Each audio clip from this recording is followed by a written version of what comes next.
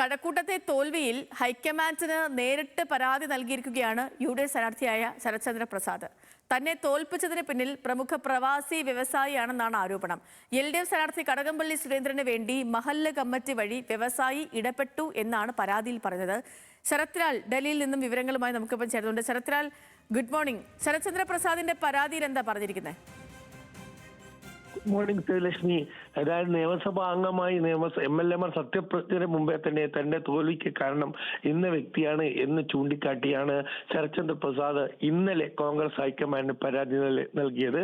Mallikarjuna Kharge ACC അധ്യക്ഷൻ, അതുപോലെ സംഘടനാ ചുമതലയുള്ള ACC general secretary KC Venugopal, കേരളത്തിന് ചുമതലയുള്ള ACC general secretary Deepa Das Munshi എന്നിവർക്കാണ് രേഖാമൂലം ഇന്നലെ ഡൽഹിയിലെത്തി. ഇന്നലെ രാവിലെയാണ് ശരത്ചന്ദ്ര പ്രസാദ് ഡൽഹിയിലെത്തുന്നത്. ഇത് പരാതി നൽകുകയും പരാതി നൽകിയ ശേഷം ഇന്നലെ തന്നെ ഡൽഹിയിൽ നിന്ന് തിരിച്ചു പോകുകയും ചെയ്തു.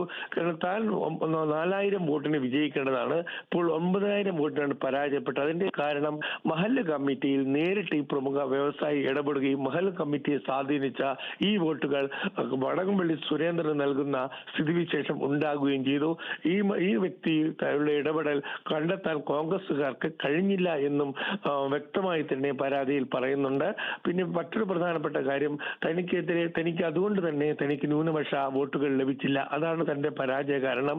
ഇതുകൊണ്ട് തന്നെ ഈ വ്യക്തി ഇനി കോൺഗ്രസുമായിട്ടുള്ള ബന്ധങ്ങളിൽ കോൺഗ്രസ് ഹൈക്കമാൻഡ് കരുതൽ കാണിക്കണമെന്നുള്ള സൂചനയും അദ്ദേഹം നൽകുന്നുണ്ട്.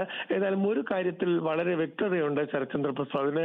താൻ ഇക്കാര്യം തെളിവ് സഹിതം പരാതിയെ സൂചിപ്പിച്ചിരിക്കുന്നത് ഇന്ന മണ്ഡലങ്ങൾ, ഇന്ന മഹൽ കമ്മിറ്റികൾ ഇന്ന രീതിയിൽ സ്വാധീനം ചെലുത്തി എന്നാണ് ശരത്ചന്ദ്ര പ്രസാദ് വ്യക്തമാക്കുന്നത്. ഏതായാലും ശരത്ചന്ദ്ര പ്രസാദിന്റെ ഈ പരാതി ആദ്യത്തെ തെരഞ്ഞെടുപ്പ് തോൽവിയിൽ ആദ്യത്തെ ഒരു പരാതി എന്ന നിലക്ക് തന്നെ പ്രാധാന്യത്തോടെ ഹൈക്കമാൻഡ് കണക്കിലെടുക്കുമെന്നാണ് അദ്ദേഹം വിശ്വസിക്കുന്നത്. ഏതായാലും ശരത്ചന്ദ്ര പ്രസാദ് പരാതി നൽകിയ ശേഷം ഇന്നലെ തന്നെ തിരുവനന്തപുരത്തേക്ക് തിരിച്ചു പോയിട്ടുണ്ട്.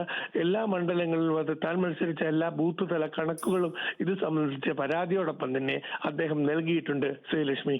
ഓക്കെ, ശരി ശരത്ത്, ശരി.